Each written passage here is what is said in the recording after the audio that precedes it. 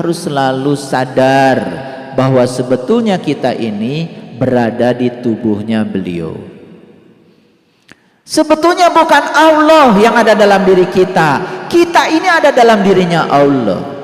Makanya satu pernyataan yang luar biasa dalam hadis qudsi, Allah menyatakan, tinggallah kamu bersamaku di dalam aku, seperti aku tinggal bersamamu di dalam kamu. Nah, kesadaran untuk selalu manunggal bersama Allah setiap ruang dan waktu itu akan membantu kita untuk selalu eling. Saya sering ngasih contoh, apakah sekelas Nabi Muhammad sempat kaget ketika mendapatkan yang tidak diinginkan? Sempat kaget juga. Buktinya apa? Buktinya ada ayat yang berbunyi, wa ma romaita id romaita walakinallaha roma. Saat Nabi Muhammad dilempari batu di Taif, berdarah-darah, kaget. Menyampaikan kebaikan saja balasannya seperti ini, apalagi kalau aku menyampaikan keburukan, kaget. Karena kalau Nabi Muhammad gak kaget, tidak muncul ayat itu asbabun nuzul ayat itu muncul. Muncullah ayat, hai Muhammad, sesungguhnya yang melempar bukan mereka, yang melempar adalah aku, kata Allah. Kaget. Tapi kegagetan itu langsung membuat Nabi Muhammad merunduk. Dan kalau yang melempar adalah engkau, aku percaya seluruh lemparan batu adalah cinta kasihmu untuk mengevolusikan kesadaranku. Jadi kenapa saya berani mengatakan di situ ada kekagetan? Kalau tidak ada kekagetan, tidak muncul ayat itu. Itu asbabun nuzul ayat itu. Jadi untuk selevel kita, tentu saja saat kaget menghadapi situasi yang tidak diinginkan, tidak akan muncul ayat. Tetapi kata R.A. Kartini, nuranimu adalah Tuhanmu, nuranimu juga surgamu, dan nuranimu juga nerakamu. Dan Tuhan itu tidak hidup di zaman Nabi saja. Tuhan itu abadi, tidak pernah akan mati. Karena dia tidak berawal, dia tidak berakhir. Bahkan meliputi semua kita. Cuman bahasanya bukan ketiban ayat tentu untuk level kita. Bahasanya nurani kita mengingatkan kita. Dan kapan nurani itu mengingatkan kita? Kalau sering didengar. Kalau nurani itu tidak sering didengar, sering diabaikan, lalu menjadi bebal. Jadi jangan salah ketika kita mendapatkan situ yang tidak diinginkan, kok sulit sekali untuk menerimanya, karena nuraninya jarang dilatih, jadi bebal. Itu ya. Jadi sekarang sadarlah, la ilaha illallah, la ilaha illallah, la ilaha illallah. Yang mana yang bukan dia? Yang mana yang bukan dia? Jadi ketika ada peristiwa apapun langsung ya, la ilaha illallah, usah keras-keras. Tetapi langsung batin kita mengatakan yang mana yang bukan dia, yang nyata dia, yang tidak nyata dia. Tidak ada satu peristiwa pun yang tidak ada kehadirannya. Ini mah Allah sedang meningkatkan kesadaran saya. Dan yang luar biasa, ini hukum alam. Hukum alam. Semakin besar potensi untuk marah, semakin besar potensi untuk meningkatkan kesadaran. Kalau bisa memanage energinya. Ya. Ulangi lagi. Semakin besar potensi kita untuk marah, karena hal yang datang ini sangat menyebalkan bagi kita. Kalau kita bisa memanage energinya, semakin besar potensi untuk meningkatkan kesadaran kita. Ini hukum alam. Tapi apa yang terjadi? Semakin besar potensi untuk kita marah, semakin besar marah kita. Tapi bagi yang sadar, ini kesempatan buat saya melakukan akselerasi kesadaran. Jadi, luar biasa.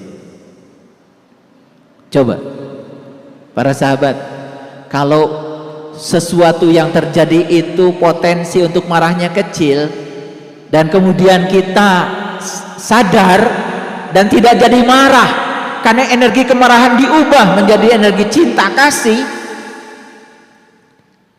kecil tapi potensi kemarahannya, sedikit kesadaran kita naiknya. Sekarang saya mau tanya, para sahabat ingin cepat gak naik kesadarannya atau mau kecil-kecil saja?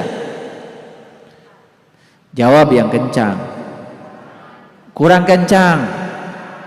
Nah, saya doakan semoga jalannya segera datang, yaitu segala hal yang tidak diinginkan akan datang dan potensinya besar. Awas jangan sembarang loh. Ngaji itu jangan sembarang ngasal aja, betul nggak? Semakin besar untung yang akan kita dapat, semakin besar resiko yang harus kita tanggung. Kalau ingin untungnya besar, bisnisnya harus gede-gedean, resikonya besar, modalnya besar. Itu hukum alam. Tidak ada yang risiko kecil untungnya besar. Ya, saya mau jualan apa? Saya mau jualan gehu saja. Berapa biji? 10 biji aja. Beli tahu 10, beli toge setengah ons. Udah, dat. Yang penting 10 kebagian toge. Kan namanya juga gehu. Maknya togean. Ya, dibungkus pakai terigu sedikit. Minyaknya ya cukup 2 ons. Karena pikirannya, kalaupun saya tidak laku jualan, paling tidak kan 5 saya makan pagi, 5 saya makan sore. Betul nggak? Orang yang semacam itu ya tentu saja tidak akan dapat untung yang besar, tidak akan tiba-tiba dapat uang datang 100 juta gitu. Gak mungkin, karena semesta itu tergantung pikiran dia. Beda dengan orang yang berani untuk menanam modal. Modalnya besar, risikonya besar, untungnya juga besar. Demikian juga dalam spiritual, berlaku yang sama.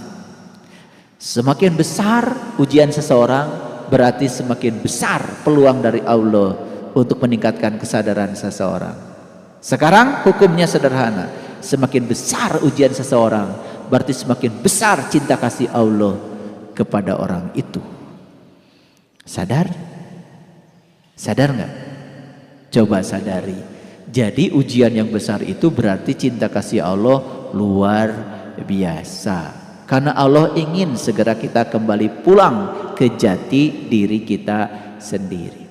Masih ingat rumus bikin sangkar burung? Masih ingat? Kan bikin sangkar burung itu 1 jeruji dipasang, 1 jeruji dipasang, 1 jeruji dipasang, 1 jeruji dipasang. Tahu-tahu terpasang aja 100 jeruji. Kalau 100 jeruji ya tentu saja masih jarang-jarang kan, betul? Tambah lagi 100 jeruji, tambah padat. Tambah lagi 100 jeruji, tambah padat. Sekarang 1000 jeruji, padat sekali. Masukkan burung, susah untuk lepas burungnya. Kira-kira seperti itulah kehidupan kita dari kecil.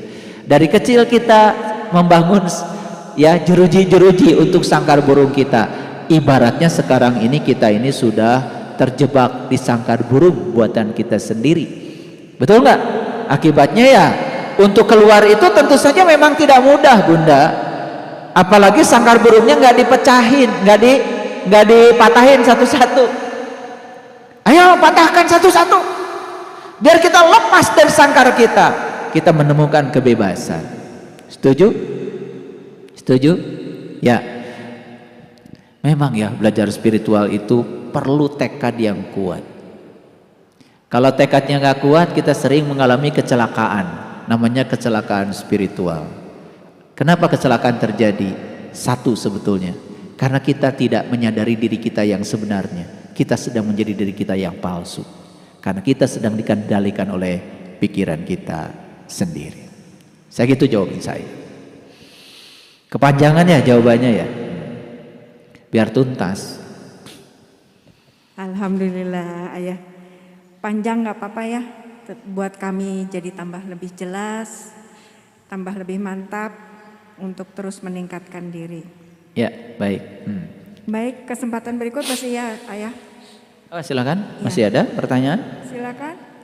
Ayahanda, ada yang mau bertanya? Oh, mangga, Ibunda. Ya, silakan. Bebas ya, hari ini bebas bertanya, silakan. Karena jarang-jarang kita buka forum seperti ini. Silakan berdiri saja, silakan. Terima kasih sebelumnya ya guruku, teteh guruku. Assalamualaikum warahmatullahi wabarakatuh. Waalaikumsalam warahmatullahi wabarakatuh. Begini Ayah, gimana hukum sebab akibat orang yang sudah dibuka mata kolbunya tertutup kembali, sementara Allah Maha Cinta kasihnya yang luar biasa tak terbatas. Mohon penjelasannya Ayah. Terima kasih sebelumnya. Assalamualaikum warahmatullahi wabarakatuh. Waalaikumsalam warahmatullahi wabarakatuh. Tidak ada hukuman dari Allah. Dan Allah yang Maha Cinta tidak pernah menghukum. Allah itu hanya mengingatkan kita saja supaya kita sadar. Jadi segala peristiwa yang terjadi dalam kehidupan tergantung sudut pandang kita. Apakah kita mau menganggap peristiwa itu sebagai momen untuk mengingatkan kesadaran kita? Atau kita mau menganggap yang namanya peristiwa itu sebagai hukuman? Sayang sekali banyak manusia yang menganggap sesuatu yang tidak enak datang dalam kehidupan sebagai hukuman. Dan yang luar biasa, hukuman itu kemudian dijadikan Allah sebagai kambing hitamnya. Kan itu sebetulnya sesuatu yang kontradiktif. Di satu sisi mengatakan Allah Maha Cinta, Maha Pengasih, Maha Penyayang, dan Allah itu tak ternoda oleh apapun. Tetapi di sisi lain seakan-akan Allah itu pendengki, gampang marah ketika kita tidak mengikuti keinginannya. Itu yang keliru. Konsepsi Tuhan yang semacam itu harus sudah diruntuhkan. Sekarang saya ambil contoh yang sederhana. Kita jangan berbicara Tuhan yang maha tak terbatas. Kita lihat yang terbatas saja dulu.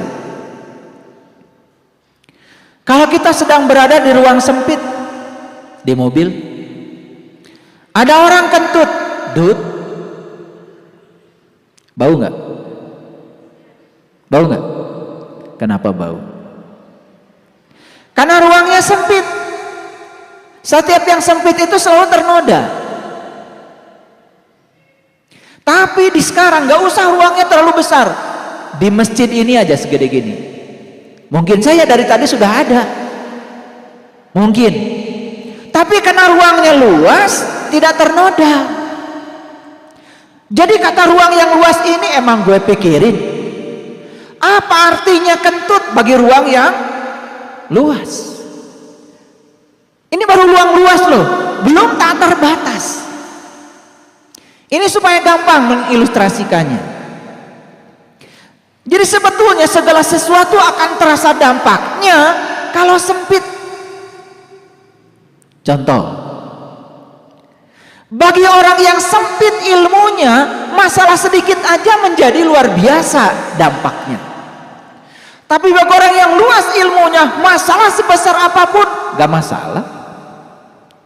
Jadi masalah itu letaknya di mana? Masalah itu letaknya pada kesempitan ilmu yang kita miliki dan kesempitan kesadaran yang kita miliki. Paham?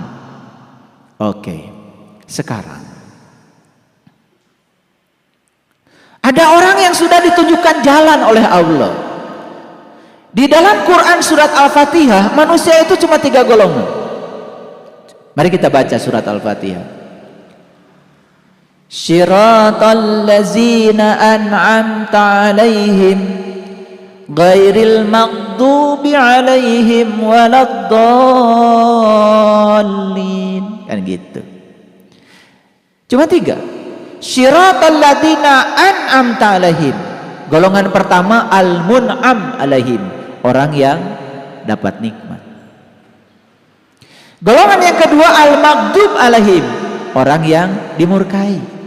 Tidak ada di situ dikatakan dimurkai Allah. Al-maghdub itu dimurkai. Sebetulnya ketika orang itu melakukan kejahatan, dia dimurkai siapa? Saya yakin dimurkai oleh dirinya sendiri. Ketika dia melakukan kejahatan, dia tersiksa. Disiksa siapa? Disiksa oleh nuraninya sendiri. Benar kata R.A. Kartini bahwa nuranimu adalah nerakamu. Saat kamu melakukan kejahatan, nuranimu sendiri akan menyiksamu dengan rasa bersalah. Betul? Jadi di Quran tidak dikatakan al-maghdub itu adalah kemurkaan Tuhan. Kok Tuhan murka? Bagaimana dia yang maha cinta bisa murka? Yang murka itu kan kamu, kata Allah. Dan yang luar biasa ya, banyak orang belajar ilmu tauhid kelihatannya menjunjung tinggi Tuhan, tapi merendahkan Tuhannya sendiri. Karena Tuhan dipersamakan dengan dirinya sendiri. Kalau kita baik sama Tuhan, Tuhan memberi pahala. Kalau kita jelek pada Tuhan, Tuhan menyiksa. Yang punya sifat seperti itu Anda, bukan Tuhan. Tuhan tidak punya sifat seperti itu. Bahkan saya ingat statement orang-orang bijak. Jika kamu melayani Allah, maka Allah akan melayani kamu. Jika kamu mengagungkan Allah, maka Allah akan mengagungkan kamu. Dan jika kamu melupakan Allah, isi berikutnya. Isi berikutnya. Pasti jawabannya Allah akan melupakan kamu. Emang Allah pelupa? Nah, makanya belajar hati-hati. Jika kamu melayani Allah, Allah akan melayani kamu. Jika kamu memuliakan Allah, Allah akan memuliakan kamu. Jika kamu mengagungkan Allah, Allah akan mengagungkan kamu. Dan jika kamu melupakan Allah, Allah tidak akan melupakan kamu, tapi Allah akan menjadikan kamu lupa pada dirimu sendiri. Itu bahasa Quran tuh keren. Keren sekali. Jadi golongan yang pertama adalah yang dapat nikmat. Golongan yang kedua adalah yang dimurkai. Golongan yang ketiga adalah ad-dolin, orang yang tersesat karena dia tidak tahu jalan. Nah, status semua manusia kebanyakan tuh ad-dolin. Dia itu tersesat karena tidak tahu jalan. Begitu dia minta kepada Allah, ihdina syiratal mustaqim, tunjuki aku ke jalanmu yang lurus ya Allah. Maka Allah mengabulkan permohonannya. Maka dia ditunjukkan jalan lewat seorang guru yang mursyid. Maka kemudian dia dibimbing untuk meniti ke dalam diri, langsung naik kelas dari adolin menjadi al-mun'am alaihim, orang yang dapat nikmat. Nah, orang yang dapat nikmat itu persis seperti orang yang baru bangun tidur, antara sadar dan tidak sadar. Itu yang disebut dengan lulungu. Disitulah dia harus waspada. Makanya dia diharuskan memohon perlindungan kepada Allah. Kul a'udzu birabbil falak, aku berlindung kepada Allah dari subuh kesadaran ini. Ya Allah, berikan aku kekuatan agar aku tidak tidur lagi. Minta kekuatan. Dan ketika kita meminta kekuatan pada semesta, semesta akan berikan kekuatan pada kita. Gak minta sih, malah minta kekuatan pada kebodohan pikiran. Setelah dibuka mata kalbu, berikutnya apa? Berkomunikasi pada pikiran yang sempitnya. Lalu pikiran menjadi setan baru. Karena setan itu tidak pernah membisik dari kejauhan, membisiknya lewat pikiran. Masa cuma begini? Apa iya? Nah, pada saat itu muncul pertanyaan, dijawab lagi oleh pikirannya sendiri. Maka setan bertanya pada setan. Jawabannya jawaban setan, dan pasti mengarahkan manusia pada setan. Itu yang terjadi. Digaraplah oleh pikiran buruknya. Bagaimana kesadaran bisa muncul di situ? Gak akan muncul. Lalu kemudian dia berpaling dari yang ditujukan tadi. Terus pertanyaan tadi, gimana hukumnya kalau dia berpaling? Bagaimana Allah terhadap dia? Jelas, jawaban saya sangat jelas. Allah tidak akan menghukumnya, tetapi dia akan dihukum oleh pilihannya sendiri. Jadi ibaratnya gini, sudah dialiri listrik rumah kita, lampu nyala. Besok-besok saya tidak suka nyala lampu, tolong dong PLN putusin aja, gelap-gelapan aja. Ya namanya di kegelapan. Jadi manusia yang hidup dalam kegelapan itu persis seperti orang yang nyetir matanya ditutup. Kebayang nggak? Coba ada orang yang nyetir mobil, nyetir motor, matanya ditutup, kebayang nggak? Kebayang ya? Pertama, kalau nggak ditabrak, dia kan pasti nabrak, betul nggak? Dan kemungkinan untuk nabraknya banyak. Jadi jangan heran ya kalau dalam hidup banyak manusia yang nabrak aja terus. Iya.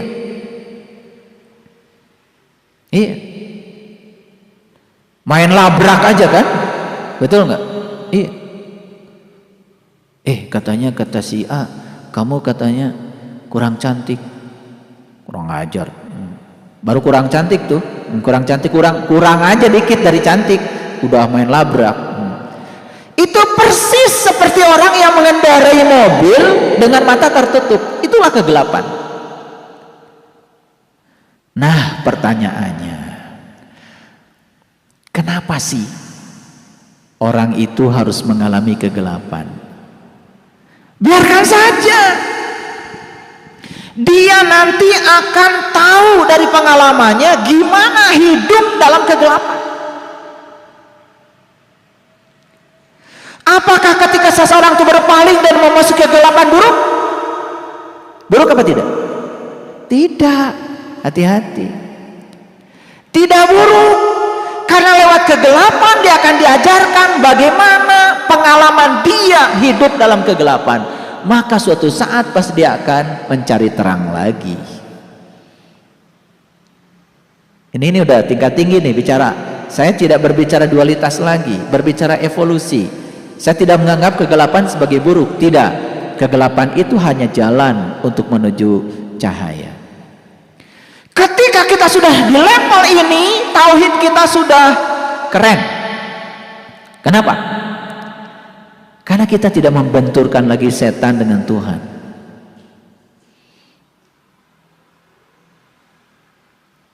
Kan kebanyakan orang belajar agama selalu membenturkan setan dengan Tuhan. Jadi seakan-akan di semesta ini ada kekuasaan lain di luar kekuasaan Tuhan. Itu sudah syirik. Emang ada kekuasaan lain di luar kekuasaan Tuhan?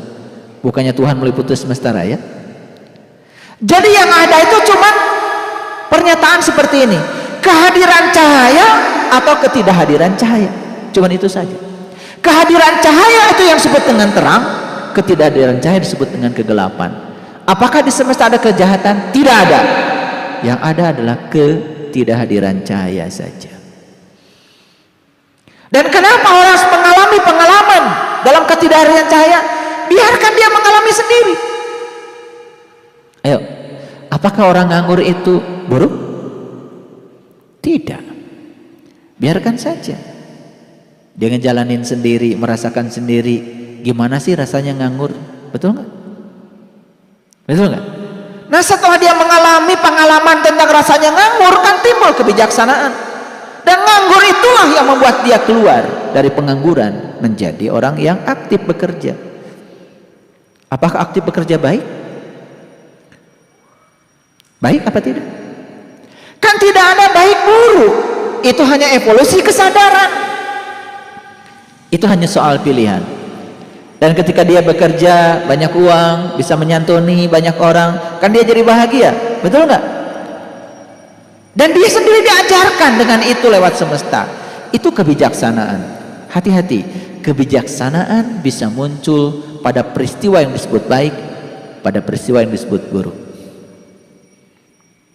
Ya toh? Tidak ada positif kalau tidak ada negatif.